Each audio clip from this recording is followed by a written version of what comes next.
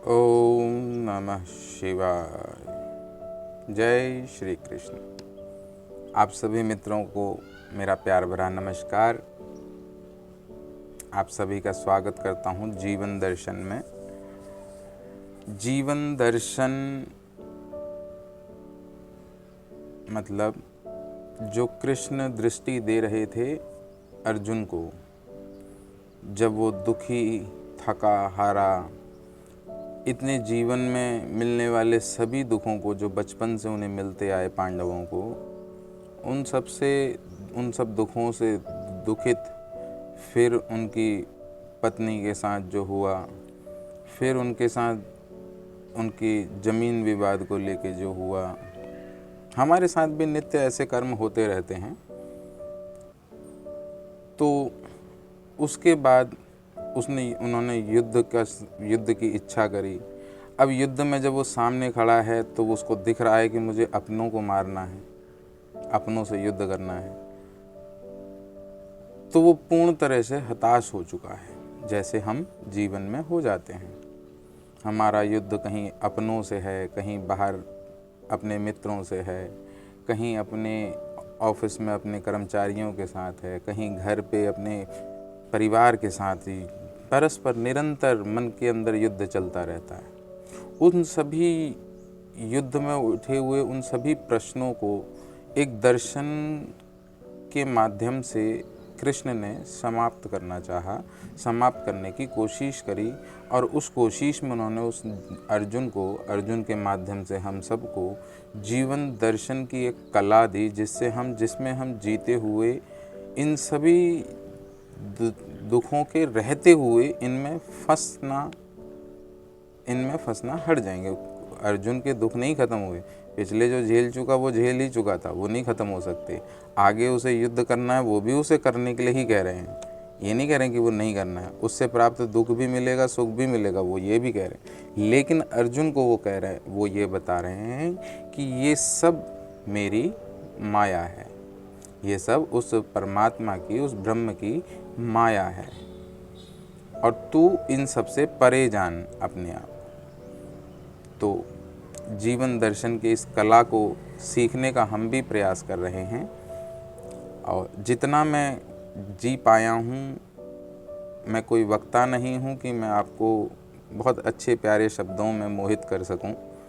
मैं सत्य है जो मैंने जाना है, एक आम आदमी की तरह, आप ही की तरह जीवन को जीते हुए, जीवन के सभी दुखों को झेलते हुए, सब दुखों में रहते हुए, तटस्थ रहते हुए जब सत्य को देखा है, उस सत्य को आप तक पहुंचाने की एक कोशिश, एक कर्तव्य जान के इसको मैं कर रहा हूं।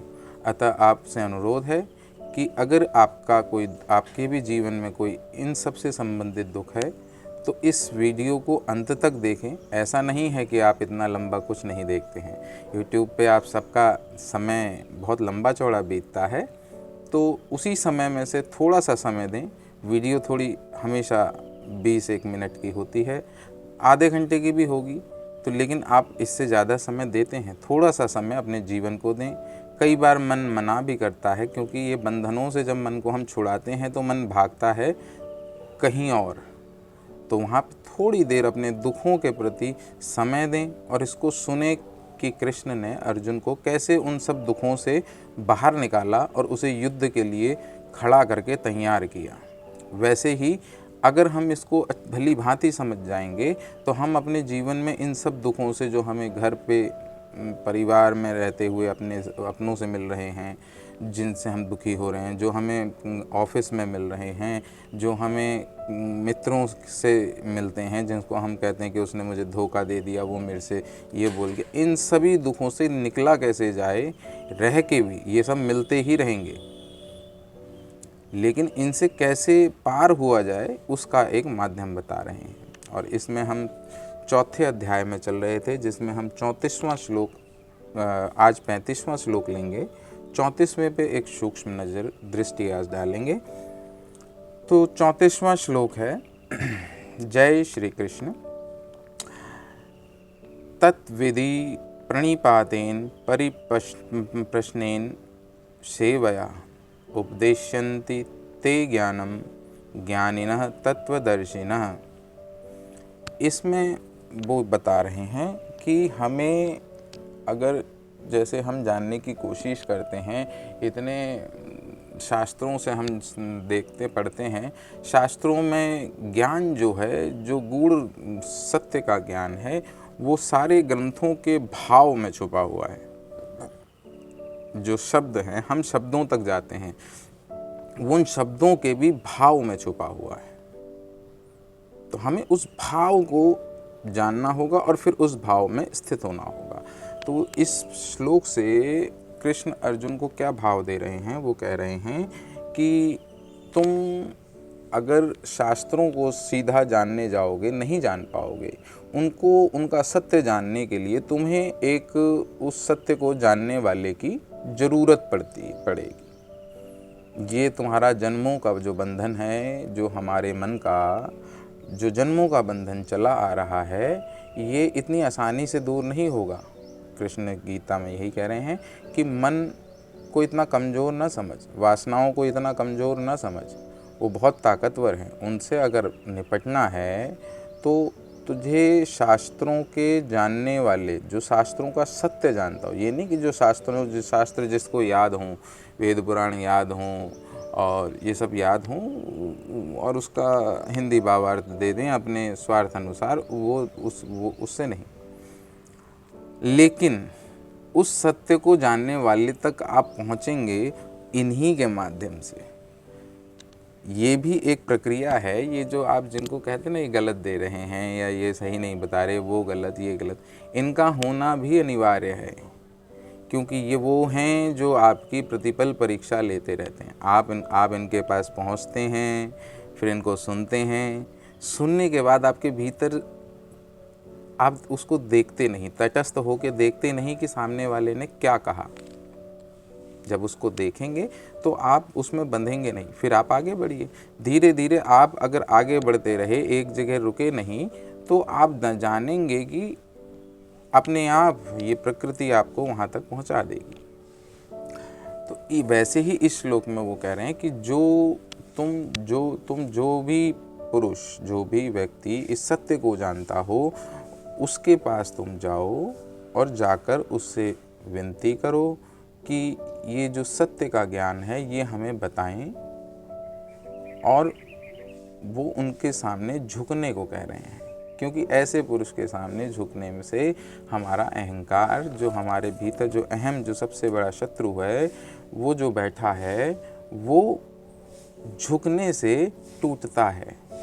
आपने देखा होगा, हम कहीं झुकना नहीं चाहते, हम वहीं जाते हैं जहां हमारे अहम को पोषित किया जाता है, तो हम झुकना नहीं चाहते। तो वो कह रहे हैं कि ऐसे पुरुष के सामने जाके तुम झुको।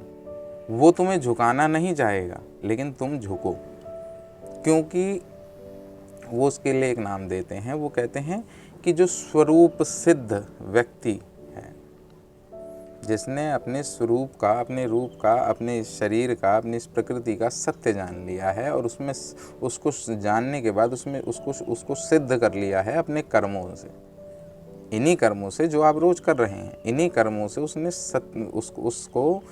उसमें सिद्ध हो गया है। मतलब उसकी साधना क्या कहते हैं, साधना कैसे होती है? अपने जो भी हम कर्म कर रहे हैं, इनको जब हम सत्य से करते हैं तो वो एक साधना कहलाती है। उस साधना को करने के बाद जो व्यक्ति स्वरूप में सिद्ध हो चुका है, वो तुम्हें ज्ञान प्रदान कर सकते हैं। ये यहाँ पे कृष्ण कह रहे हैं, जैसे कि कृष्ण स्वयं हैं, उन्होंने अपने स्वरूप को सिद्ध कर लिया है, वो सिद्ध हैं। वो इस स्वरूप में नहीं है, वो स्वरूप को हटा चुके हैं, वो स्वयं ब्रह्म हो चुके हैं।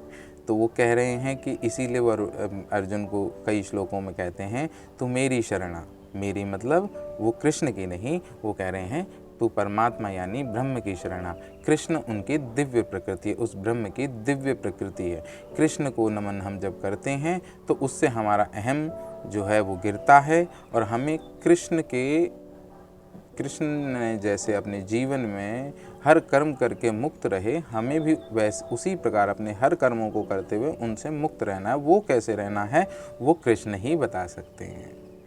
तो इसलिए इसका ज्ञान आपको वही दे सकता है जो जिसने सब कर्म करके और उनसे मुक्त रहा हो, वही तुम्हें इसका ज्ञान दे सकता है। ये यहाँ पे कृष्ण कह रहे हैं, क्योंकि उसने सत्य का, उसने अपने हर कर्मों में सत्य का दर्शन किया है। मतलब वो अपने हर कर्म में अब ये जान चुका है कि कर्ता मैं नहीं था, यहाँ सब हो रहा था और मैं व्यर्थ ही बीच में अपने आप को लाके एक अपनी आइडेंटिटी खड़ी करके उसको बीच में घुसा के उसके निहित कुछ जो भी कर रहा था वही मेरे दुख का कारण था, अन्यथा यहाँ सब अपने आप हो रहा था। आज का 35वां श्लोक हम लेते हैं, जिसमें वो कह रहे हैं कि यज्ञ ज्ञात्वा पुनः मोहम एवं यास्यसि पांडवः येन भूतानि अशेषाणि दृश्यसि आत्मनि अथमयः। अब इसमें हम जरा सूक्ष्म नज़र जब डालेंगे तो यहाँ पे कृष्ण कह रहे हैं कि स्वरूप सिद्ध व्यक्ति, यानी जिस मनुष्य ने अपना सत्य जान लिया हो, मतलब स्वयं का मतलब अपने शरीर का कि मैं ये शरीर नहीं हूँ, ना मैं मन हूँ, ना मैं बुद्धि हूँ, ना मैं चित्त हूँ, ना मैं अहंकार हूँ, ना मैं वासना हूँ, ना मैं ही भोग हूँ, ना भोजन हूँ, ना भोक्ता हूँ, मैं इन सब का देखने वाला हूँ। जो इस सत्य को जिसने जान लिया हो वो भी केवल पोथी या ग्रंथों से पढ़कर नहीं, केवल पढ़कर नहीं, केवल गुरुकुल जाके नहीं हो गया, पर सिर्फ पढ़ के नहीं, उसने अपने जीवन के कर्मों, जो कर्म यज्ञ कहा है, जिन कर्मों को यज्ञ कहा है, कर्म यज्ञों द्वारा जिन्हें उन्होंने अनुभव किया हो, ठीक है, वो हैं स्वरूप सिद्ध,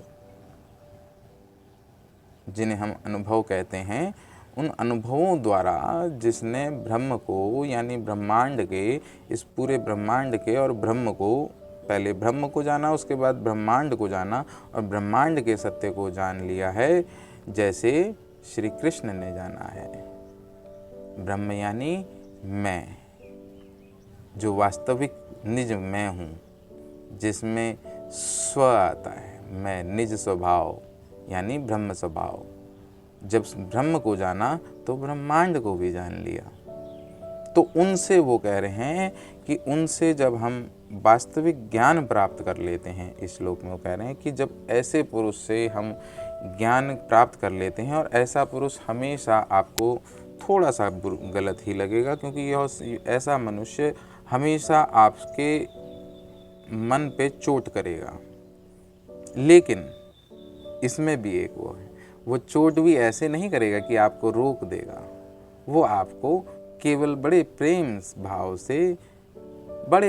से आपका ना तो ये बोलेगा आपको आप गलत हैं, वो आपको अगर जो आपको आप समझेगा तो वो उसने जाना ही क्या है। जिसने जान लिया है वो ये भी जानता है कि आप में भी कर्ता आप नहीं हैं, आपने जो भी कर दिया उसमें आप नहीं हैं, इसलिए वो आपको कोई दोष नहीं देगा। वो जो भी दोष देगा उस प्रकृति की वासनाओं को देगा, जिसके लिए कहावत है कि इंसान बुरा नहीं होता, बुरा होता है उसके भीतर की बुराइयां। तो ऐसे पुरुष से जब आप सत्य का ज्ञान प्राप्त कर लेंगे, तब हम लोग दोबारा कभी ऐसे मोह और अहंकार को प्राप्त नहीं होंगे। ऐसे पुरुष से जब हम सत्य देख लेते हैं अपना और उसमें स्थित होने के लिए कर्म शुरू कर देते हैं, तो फिर हम दोबारा कभी उस मोह और उस अहंकार, उस लोभ, उस लालच में नहीं पड़ सकते, क्योंकि इस ज्ञान को भली भांति अनुभव करने के पश्चात हम यह स्पष्ट देख पाते हैं कि हम सभी उस ब्रह्म की,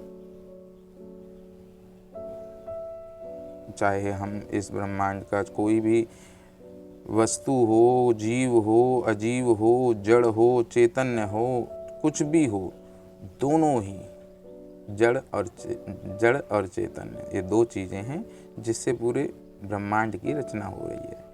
और ये दोनों ही जड़ और चैतन्य उस परमात्मा का अंश रूप हैं, अर्थात वह सभी हमारे यानी परमात्मा के ही भिन्न भिन्न रूप हैं। ये सब हमारे एक उस आत्मा के अलग अलग रूप हैं। अब हमें थोड़ा सा अंदर कुछ होता है तो हम क्या करते हैं, हमारे भीतर जब बहुत विषाद हो जाता है तो हम उछलने कूदने लगते हैं और कह देते हैं कि हम पे आत्मा आ गई। यहाँ तो ये तक कहा गया बुरी आत्मा अच्छी आत्मा,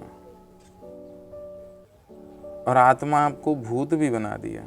अरे जो भूतों का भी भूतनाथ है, जो भूतों को भी, जो भूत और भविष्य से परे है, वो कहाँ भूत बन सकता है? हमने उसे भी भूत बना दिया। कृष्ण यहाँ पर जो अर्जुन को कह रहे हैं वो, और उनके माध्यम से हम सबको बता रहे हैं कि हम परमात्मा यानी आत्मा से तब तक ही दूर रहते हैं जब तक हम अपने कर्मों में से, अपने सारे सुबह से शाम तक के कुछ अलग नहीं, सुबह से शाम तक के कार्यों में से मैं को हटाकर परमात्मा को स्थापित कर परमात्मा स्वभाव में कर्म नहीं करते। जब तक हम ब्रह्म स्वभाव में, ब्रह्म का स्वभाव क्या है, उस परमात्मा का स्वभाव क्या है, चाहे आप उसे शिव के रूप में पूजें, विष्णु के रूप में पूजें, हिंदू पद्धति से पूजें, चाहे मुस्लिम पद्धति से पूजें, आप किताब, मुस्लिम समुदाय से मैं कहूँगा कि आप एक बार किताब से हट के उस अल्लाह, जिसे आप अल्लाह कहते हैं, ज़रा उसकी जानिए, उसका स्वभाव क्या है। प्रेम, करुणा, दया, क्षमा, ये स्वभाव है उसका। किसी भी प्रकार से आप गॉड से जाने, आप चाहे केवल्य से जाने, एकत्व से जाने, आप चाहे किसी भी तरीके से उसे जानना चाहें, उसका जो स्वभाव है वो एक ही है। जो सत्य है वो है प्रेम।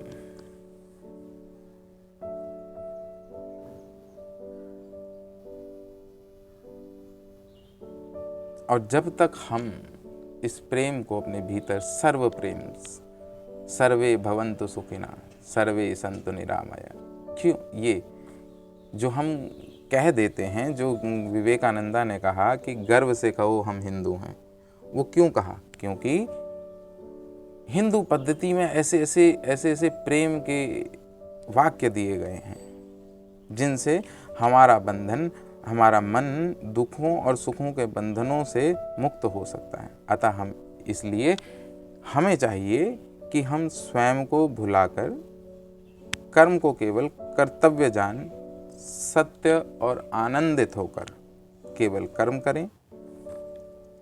ऐसा करने से कृष्ण कहते हैं कि हमें दोबारा कभी मोह और अहंकार की प्राप्ति नहीं होगी और हमारा मन सभी बंधनों से मुक्त रहेगा।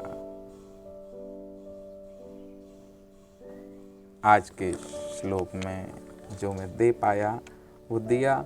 वीडियो बहुत लंबी हो जाएगी, उसके साथ मैं अपनी वाणी को यहीं विराम दूंगा। आप सबसे फिर मुलाकात होगी अगले श्लोक में। किसी भी जिज्ञासा के लिए डिस्क्रिप्शन में नंबर है, उस पर कॉल और व्हाट्सएप आप कर सकते हैं। निसंकोच करें, कोई पैसा नहीं है, कोई चार्ज नहीं है, इन सब से परे हैं, सिर्फ प्रेम है। तो कल आपसे फिर मुलाकात होगी अगले श्लोक में, 36वें श्लोक में, जिसमें आपकी और स्थिति को स्पष्ट करते हुए कृष्ण ने अर्जुन को आगे बताया है। तो कल तक के लिए, तब तक के लिए जय श्री कृष्ण, हर हर महादेव।